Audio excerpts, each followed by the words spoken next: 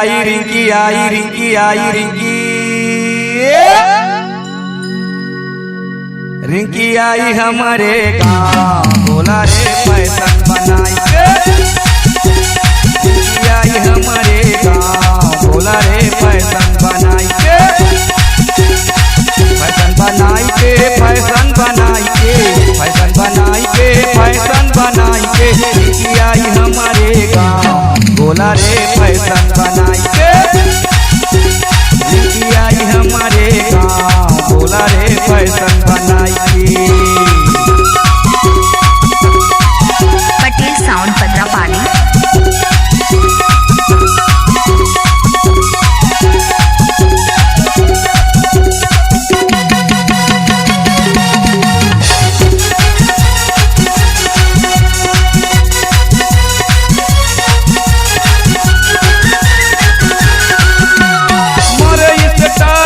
Road माँ मीठी मीठी बात बोले फोन माँ।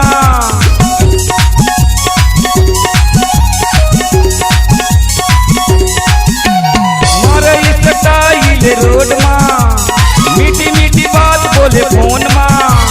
रिंकी आई हमारे गाँव बोला रे स्कूटी चलाई के।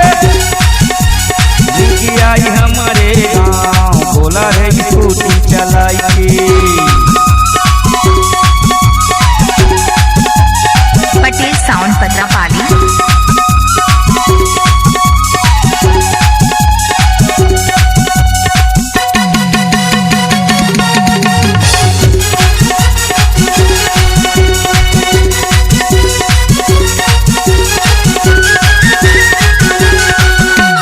उम्र हो गए हाँ 16-17 पूरा मन के हो गए भारी खतरा।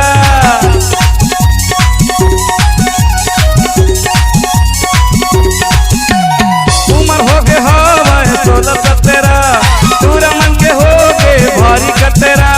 रिंकी आई हमारे गाँव बोला रे पाउडर लगाई के। रिंकी आई हमारे गाँव बोला रे पाउडर लगाई के।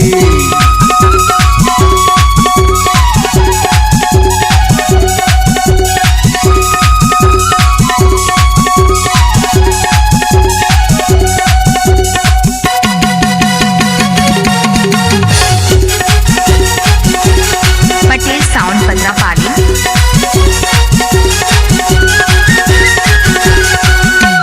धमक धमक डीजे बाजे डीजे मारिंकी नाचे।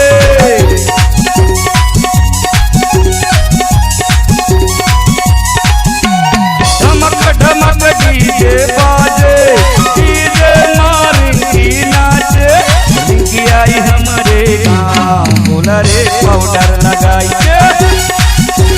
रिंकी आई हमारे गाँव बोला रे फैशन बनाई के। फैशन बनाई के फैशन बनाई के फैशन बनाई के फैशन बनाई के। रिंकी आई हमारे गाँव बोला रे फैशन बनाई के। रिंकी आई हमारे गाँव बोला रे फैशन बनाई के।